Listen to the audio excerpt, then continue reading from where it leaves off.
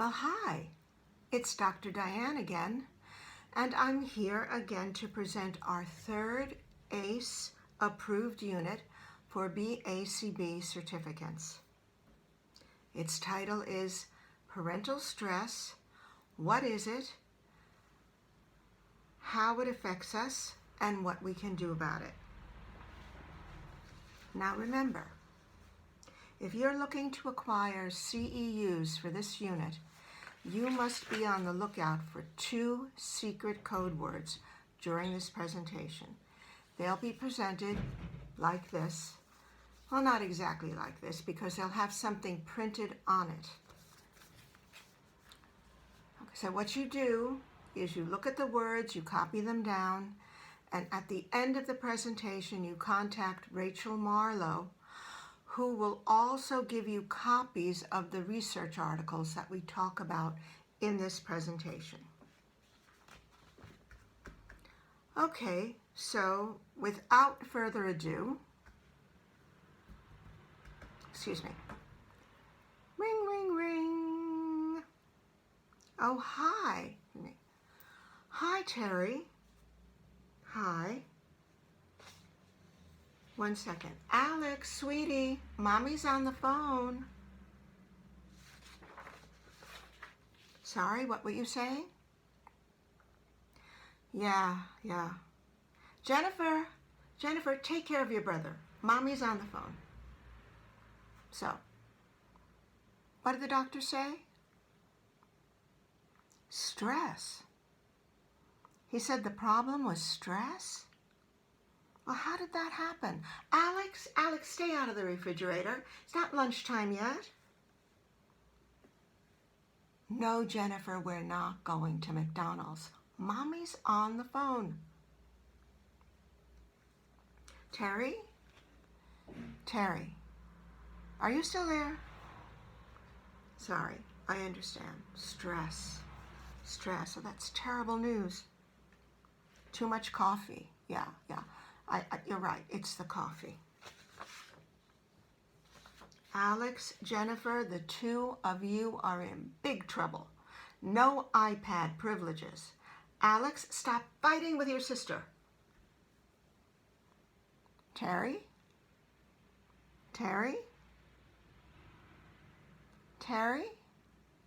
Wow. I think she hung up. Okay, yeah. We're going to McDonald's. Anybody been there? Done that? Raise your hand. I've done that many times. Very guilty of that. So first, let's think about what some of the brainy folk, if you want to call them that, what some of the brainy folk have said about stress. Winston Churchill, he's the former Prime Minister of Great Britain. Some of you may remember who he is. He said this. He said, when I look back on all of these worries, I remember the story of an old man who said on his deathbed that he had had a lot of trouble in his life, most of which had never even happened. So my experience is that people say they're going to do a lot of different things. The thing is, truly, most of them never do anything. So why are we worried about all of these things that may never actually happen? The second quote is from a cardiologist named Robert Elliott. And he says, rule number 1, don't sweat the small stuff. Rule number 2, it's all small stuff. So I would think that a heart specialist would be in contact with a lot of people who are the victims of stress, both acute stress and chronic stress. And the reality is that each and every day we encounter circumstances that are completely out of our control. We are in a traffic jam, resulting in our being late to pick our toddler up at daycare. We can't find our keys, we can't find our glasses, we can't find our mobile phone. Our credit card doesn't work. There's a very long line at the gas station. The daily routine of ordinary modern life is riddled with countless small stuff that stresses us out. And the third quotation is from a gentleman named Donald Tubizin. And he's written a lot of books on, guess what? Stress. And he says, stress is like a spice. In the right proportions, it can improve the taste of your meal. But in the wrong proportion, it's going to choke you.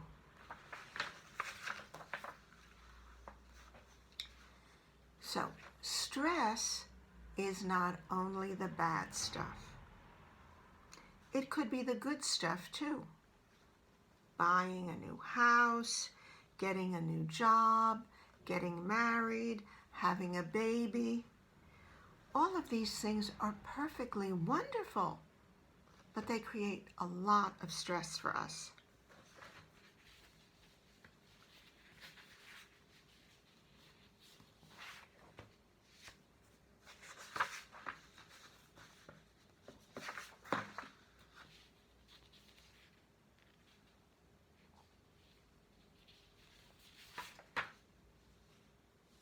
Okay, sorry. Just had a moment of stress there. Okay, so like good behavior analyst, let's first examine the empirical evidence, the scientific research, which tells us what stress actually does to us. So for that, I want to examine the work of my favorite biologist. Dr. Robert Sapolsky is a professor at Stanford and a former Brooklynite like myself. You know, Brooklyn, New York. They don't have a song about it, but you know where it is. All of the big celebs were born in Brooklyn. Michael Jordan, Jerry Seinfeld, Woody Allen, Diane Fraser, all born in Brooklyn. But let's get back to Dr. Sapolsky. Now, Dr. Sapolsky's laboratory focused upon the mechanisms by which stress and stress hormones damage our brains. In his notable study of the wild baboons in East Africa, he examined what social rank, personality, and patterns of sociality, how they relate to vulnerability to stress-related disease. Now, some good news is that most of us in Western culture are not going to die from infection, malnutrition, or poor hygiene. Typically, all of us are going to live very long and fairly well. We're going to live long enough, we're going to live well enough to die from a slow accumulation of damage. Heart disease, diabetes, or cancer. I'm having so much fun with this discussion, aren't you? Are you stressed out yet? So we do know that all mammals, which includes us, have a built-in stress response when being pursued by a predator. Our blood pressure, heart, and breathing rates increase to deliver nutrients to where they are needed. All of these systems activate when we do not want to be somebody's lunch. But humans, although we are mammals like other animals, we are unique, we are special. We can develop an anticipatory stress response even when there is no stress impending. So, I would imagine, I can almost confirm, that all of us watching this particular video today are going to leave our homes without any worry of being anybody's snack. Yet, we develop anxiety, neurosis, hostility, and paranoia. Cows and geese do not worry about the elections. They don't worry about taxes. They don't worry about the leak under the sink or whether their offspring will go to a good preschool. They don't worry about the price of car insurance. But we do. So chronically increasing our blood pressure without any real physical threat exacts a price for our health and well-being. I'm just full of good news, aren't I? So, we know chronic stress destroys your health. It reduces your threshold of pain. It limits your capacity to learn anything new. It diminishes your memory, both long and short-term memory. It destroys your judgment and impulse control. It creates insomnia. It accelerates the aging process.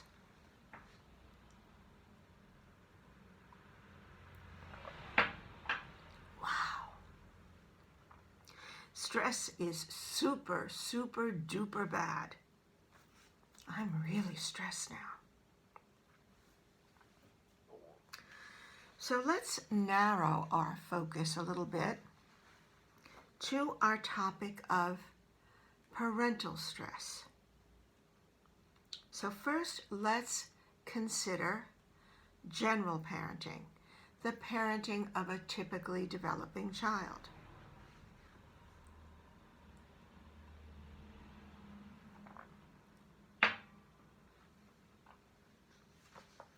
So I also have 3 quotations from the brainy folk that will talk a little bit about the nature of parenting. And the first is from Jane Goodall. She was the professor who studied chimpanzees in the wild for a long time. You may have seen some documentaries about her on Channel 13. She's a very, very well-noted researcher. And she said, "One thing I learned about watching chimpanzees with their infants is that having a child should be fun." Well, that's probably true for the chimpanzees. They don't worry about diapers or toilet training. They seem to know how to have fun better than we do. The second 2 are anonymous quotes, but they're still worth considering. The second is, "There's no way to be a perfect mother, but there are a million ways to be a good one." And the last one is, "When you are a mother, you are never really alone in your thoughts. A mother always needs to think twice, once for herself and once for her child."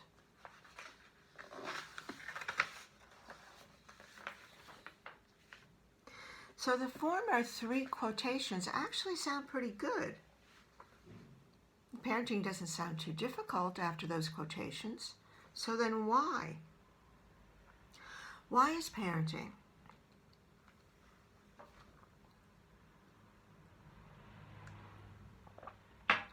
Specifically, modern parenting considered so stressful?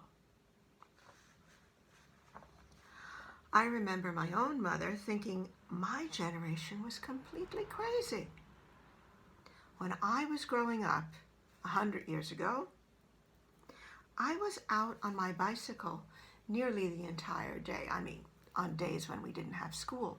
I was outside on my bike, completely unsupervised. I had no organized play dates. I had a dance class one time a week. Later on, I had baton twirling and glee club. I came home from school. I changed my clothes. I did my homework. And then I was outside until dinner time. I ate. I watched a few television programs. And then I went to bed. And this routine was nearly identical each and every day. I used to go to the local butcher or grocer or pharmacy for my mother, beginning when I was only around 6 years old. I knew all of the local merchants by name. No one was frightened that I would be abducted. Now, I contrast this child rearing with the child rearing of my own Manhattan-bred children, whose lives were monitored from the time they opened their eyes to the minute they fell asleep. So, there are some distinct problems with the concept of modern parenting. One, there is really no village.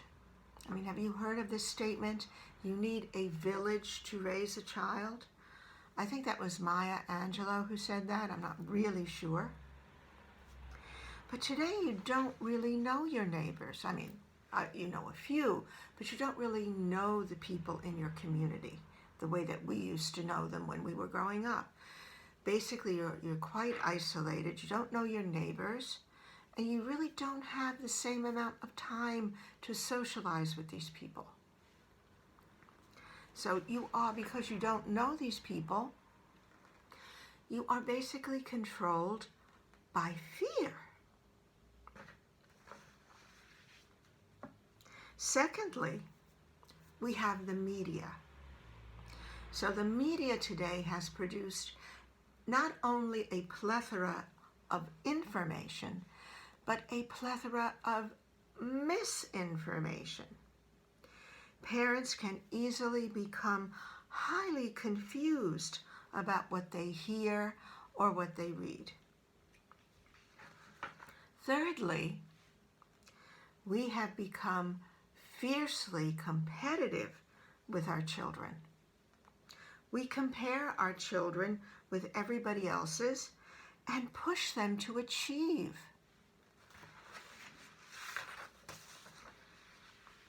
Fourth, we feel guilty that we're not doing enough for our children because we are comparing so much. Fifth, we expect our children to have planned, supervised activities 100% of the time. That's nearly impossible to do. So we're setting these very, very unrealistic goals for ourselves. So parenting a typically developing child is reported as very, very, very stressful.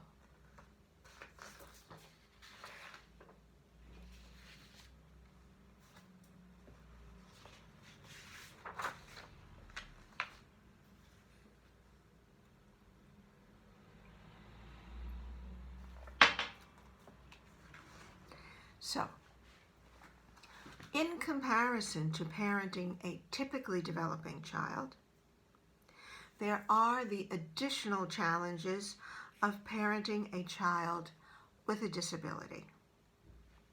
These challenges appear to require additional support and guidance. And in an article by Hastings, 2002, This is not an article that's been included in your research, but it's something you can look up, and you might be able to get a copy. It's a little bit difficult to have, but you might be able to just read it online. You cannot download it, but you can read it. It's Hastings, 2002. Hastings reports what he calls a behavioral triangle. Now, what does he mean by that? So you have a child with a behavior problem because you have a child with a disability, and many people with disabilities have behavior problems.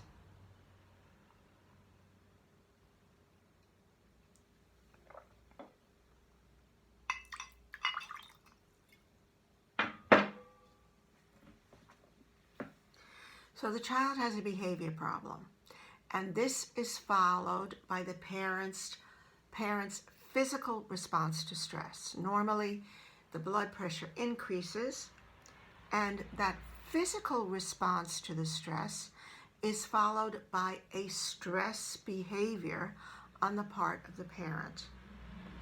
So then, this stress-related behavior provokes the child's problem behavior once again. So we have this vicious cycle again and again. Here's an example, a simple example. The child is screaming and tantruming, and the parent hears this, and the blood pressure rises. And then, as a result of the blood pressure rising, the physical response to stress, we have the behavioral response to stress, which is the parent starts screaming. The parent starts screaming, and this continues to provoke the child's screaming. And we have this response again and again and again. So, one of the important things to remember about this is that parents with children with disabilities are not necessarily doing a bad job. And I say this because with the people that I work with, the teachers and the other behavior analysts that I work with, or candidates who are being supervised for their BACB certificates, they often complain that, why can't they do the program that I've given them? It seems so simple that you're at the center and the child is able to perform at the center and may even be able to perform well at the school with the proper supervision. But once they are at home and in a different environment, the family doesn't seem to be able to follow the plan. So then all of the professionals are very upset about this, and they think there's just something wrong with the parents. But it can't be that all of these parents are having this problem. Why is this problem so pervasive? So again, let's remember, this does not mean that parents who have children with disabilities are doing a bad job. It just means that they have additional challenges and that they need support and guidance for this. So at this moment, let's take a look at our first secret code word. Here we go. And the first secret code word is behavior.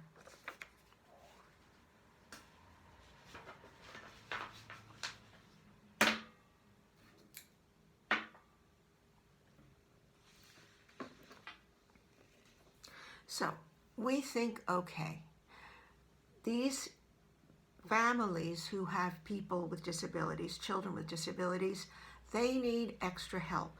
They need extra support. They need more help and support than the families who have typically developing children. So we may think logically. The logic behind this is we give the families who have children with disabilities additional resources and support. And this should alleviate the stress.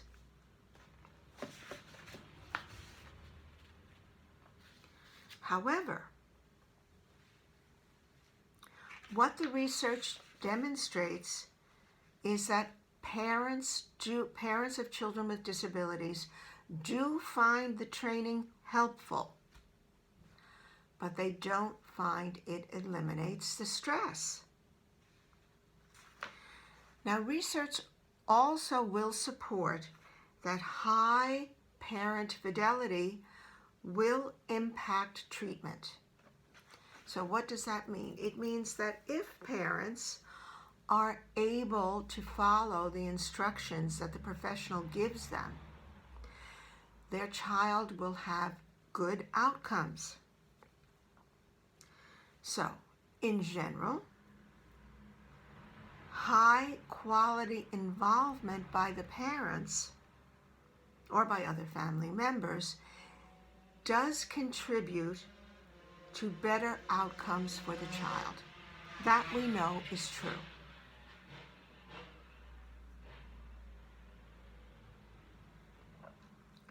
But interestingly, even though this higher fidelity will contribute to better outcomes for the child, it does not eliminate the stress. It does not even lower the stress. In fact, it does the reverse. It increases the stress. Ooh. Whoa. So, what are we going to do? Are we going to compromise the health and well-being of the parents to better the child outcome? How does that become helpful?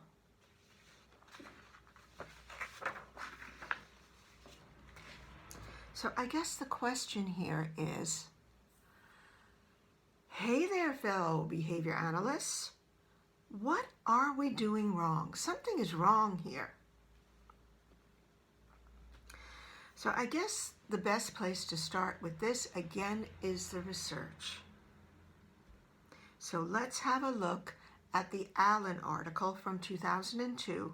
This article is available from Rachel Marlowe, and it's an article on parental non-adherence and what that actually means.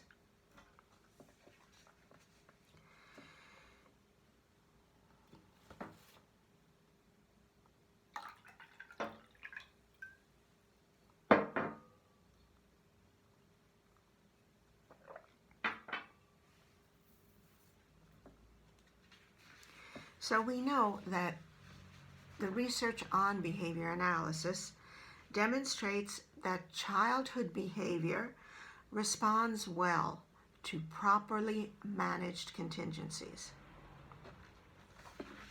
But even so, the arranging of these effective parental strategies remains a significant challenge for behavior analysts.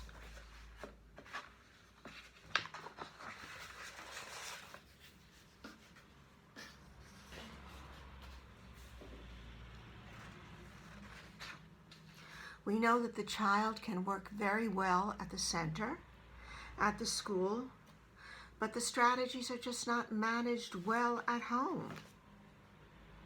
So this article is an analysis of the contingencies that either strengthen or weaken parental adherence to programming.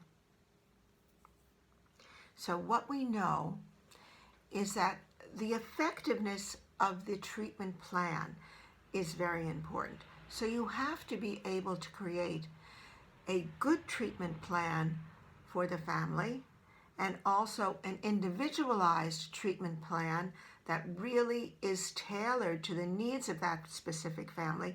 But we also know that being able to complete these things is just not enough.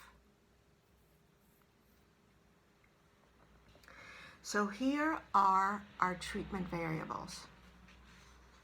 1, establishing operations.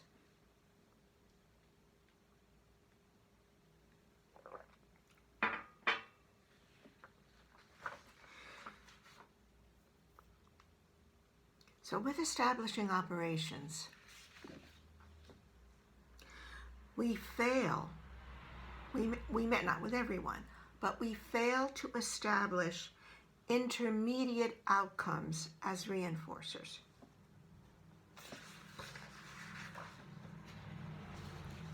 And this is important because we are perceived as professionals, and we are.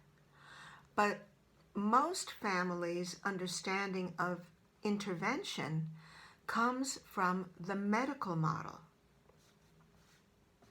So here I am, I'm not well, I don't feel well. What do? I go to the doctor. I go to the doctor, he or she writes a prescription. We go to the pharmacy, we get the medicine, we take the medicine, 2 to 3 days or a week. Suddenly we feel much better. So here is this other professional arriving with a treatment plan, which is kind of like a prescription. Shouldn't we have our goals achieved in 2 to 3 days or a week? Well, I think what happens is we fail to explain this. We fail to explain this to the family, that this is not a quick and easy thing. This is not like taking an aspirin for a headache. This is a very different process. It's not going to be easy, and it's not going to be quick. If we don't let people know this, now they may be quite disappointed in this, but they need to grasp the idea that this is going to take some time. This could take 3 months, 6 months. This could take a year.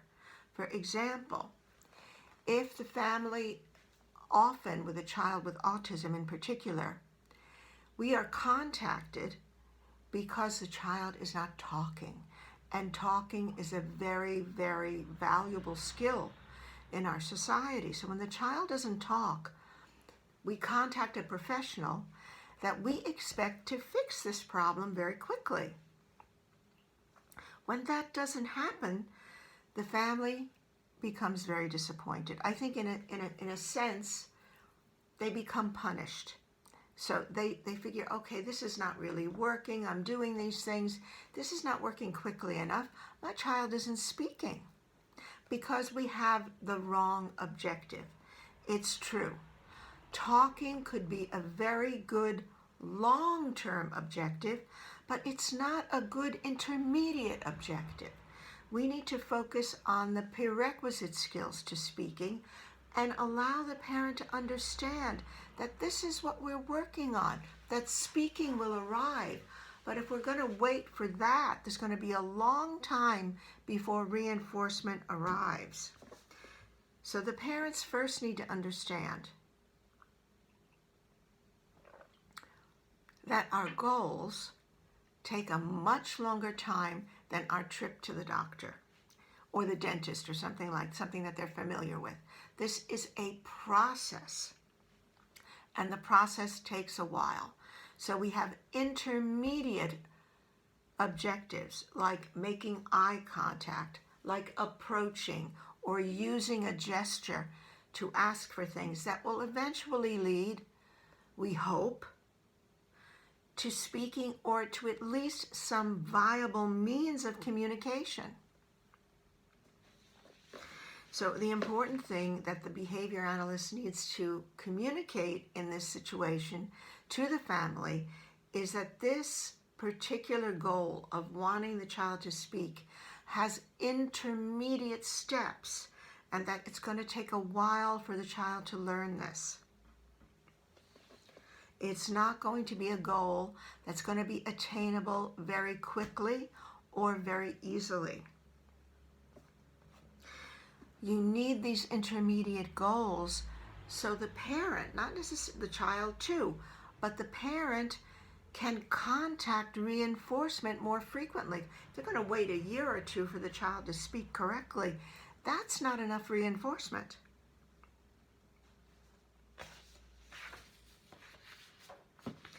So we need to communicate with the parents the reality of achieving certain goals. The second thing regarding establishing operations, we fail to disestablish competing social approval. So why is it that we do certain things or that we don't do certain things? Is it always because we get a certain type of reinforcement? Sometimes we're punished, and that creates a need for negative reinforcement or escape or avoidance. So let's think of an example. You have created a program to place certain behaviors on extinction. Perhaps when you go outside in public and the child starts screaming and crying and carrying on, and here is the parent and what you've told the parent to do. You have to ignore this behavior. That certainly is a lot easier said than done. That's not going to be easy when you're out in the supermarket someplace or in a shopping center. Just ignoring your child, because what else is going on in that environment?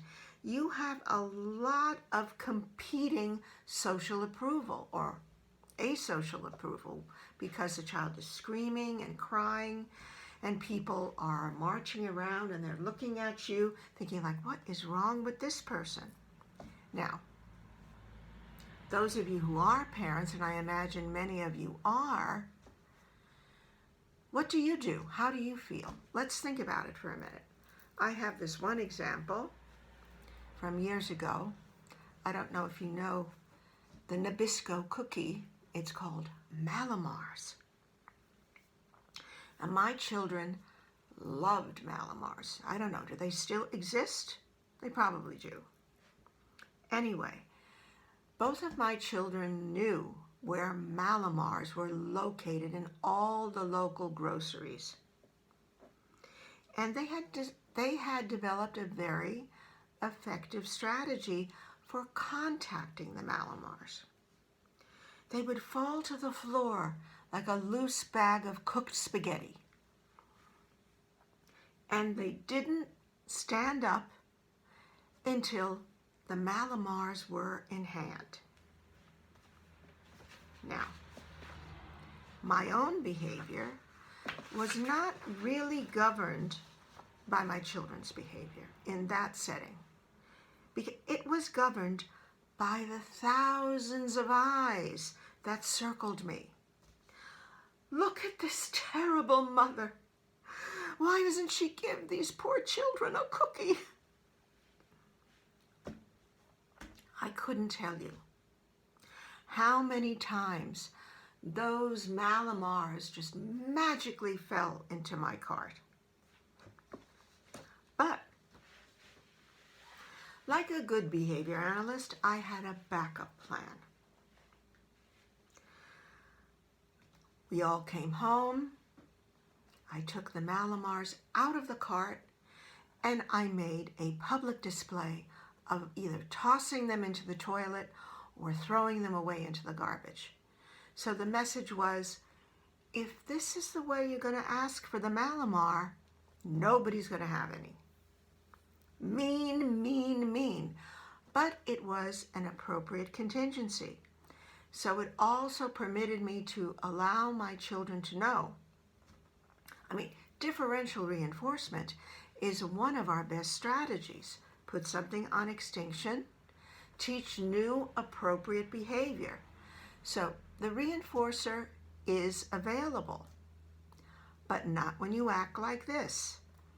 If you want a Mallomar, you have to earn it, and there are certain things indicated. Certain types of behavior will equal a Mallomar.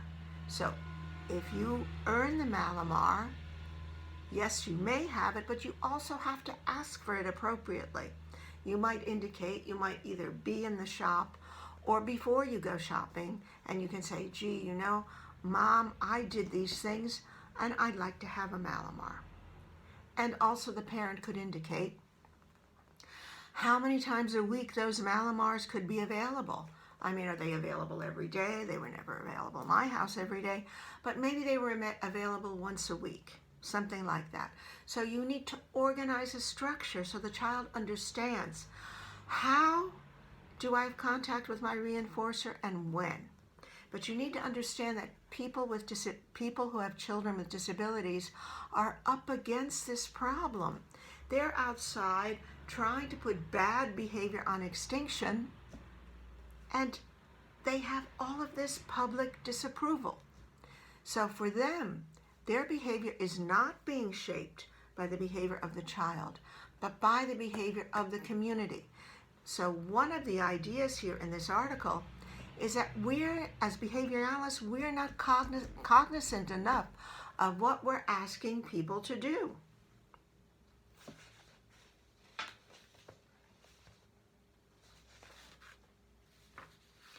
So we need to advise parents of the result of the intervention. Placing maladaptive behavior on extinction in public may not be one of the first interventions you want to introduce. You might need to do something else. This might not be something that the parent feels. You have to discuss it with the family. Do they think they can do it? Maybe they need to try it out in the home first before they take it out in public. Or they may need to have a backup plan so that maybe they avoid the social disapproval by having contact with the item, but then they need to get rid of it, and the child needs to know that this behavior does not equal reinforcement. So that's establishing operations. That's the first set of strategies we need to modify. The next set of strategies is stimulus generalization. We don't train enough exemplars. We train maybe only a behavior. We have a certain behavior and we want to teach it, and we basically leave it in that setting with this reinforcer, but we don't train enough exemplars. So again, we notice that the child can do this particular behavior at the center. They can do this behavior at the school, but they don't do it at home. It doesn't happen spontaneously. So there must be rigorous training, and there must be rule-governed behavior. So for example, we train a very limited set of exemplars and very, very limited settings. So the child bites another child on the playground, but we don't introduce the same strategy at home when the child is hitting his brother. So we need to let parents know that these programs are not about a singular behavior. We need to teach the function of the behavior, that it's not just about an individual behavior, but it's about a set of behaviors that have the same function. So we need to alter our strategies and advise about establishing operations and also about stimulus generalization. Thirdly, we need to talk about response acquisition. So we need to have, the behavior analyst first does need to do a very, very thorough task analysis and reduce the intervention into very small, manageable, easy to do pieces. If the family doesn't find the intervention doable, guess what? It's not going to be done.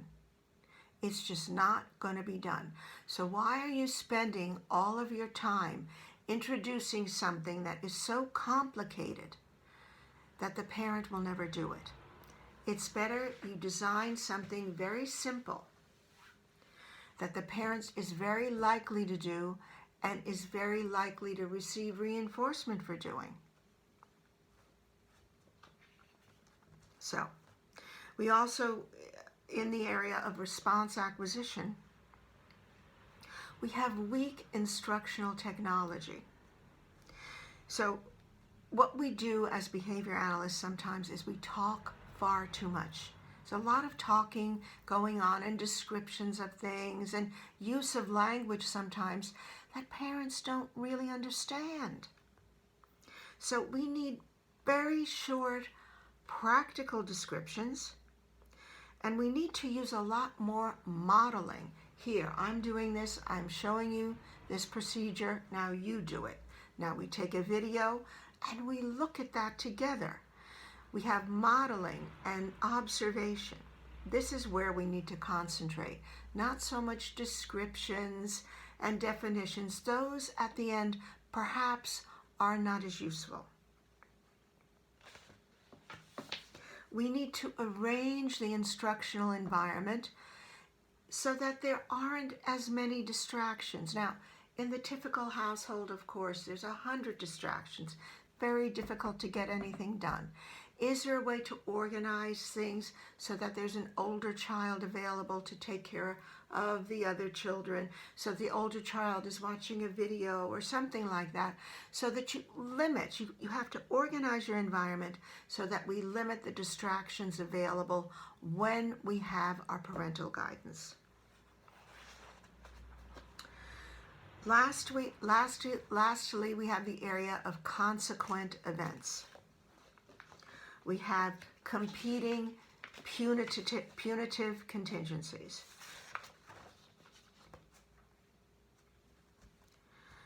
Behavior, we know, is extremely complex. Sometimes when we reward good behavior with attention, for example, we evoke poor behavior. Crying, tantruming, hitting, because these poor behaviors have also produced attention. So, for example, we try to catch the child being good and quiet and neutral, and we reward that behavior with attention. But because the child associates attention-seeking behavior with poor behavior, the moment we give attention, we seem to provoke more bad behavior. So we need to know that this will happen, and we need to educate parents about that. And we also need to use differential reinforcement so that we give more reinforcement, attention plus something else, when we catch the child being good, when we catch the child being quiet. So the child knows that I get more attention and I get better reinforcers if I'm engaged in neutral behavior rather than when engaged in poor behavior. We have my favorite, competing reinforcement contingencies. Parents themselves are going to use behavior that produces more frequent reinforcement, a greater magnitude of reinforcement, and also we use behavior that typically requires less effort. So for me, the parent, I'm in bed, I hear the child crying. So what do? What's the easiest thing for me to do? I'm going to take the child into bed with me. Because I'm a bad parent? No. Because I'm reinforced by this. I'm reinforced all night. The child will be quiet, they'll go back to sleep, and it's just so easy to do. Now, have you never done this? I've done it. I'm just as guilty as everybody else. It's not because you're a bad parent. It's because they are competing reinforcers. This is such an easy thing to do. You're in bed, you're comfortable, your child is crying, you're exhausted, you want to go back to sleep. So you take the child into bed, they're going to go to sleep, and they might sleep the whole night. And it's easy. You just get up out of your bed, you take the child into bed with you. What are you going to do to put this behavior on extinction? That's going to be very hard and very long. So you need to understand that these are the reasons the parent does this, not because they're a bad parent, but because of these competing reinforcer contingencies. So you need to explain that, and then the parent needs to understand that sometimes there is going to be, you're going to experience discomfort before you have the reward. So long term, don't you want the child to be sleeping in their own bed, or do you want the child to be sleeping with you forever? So you need to really establish that. So I've established all the pitfalls for you. So what are some possible solutions? So for that, we can go to the Helton article from 2018.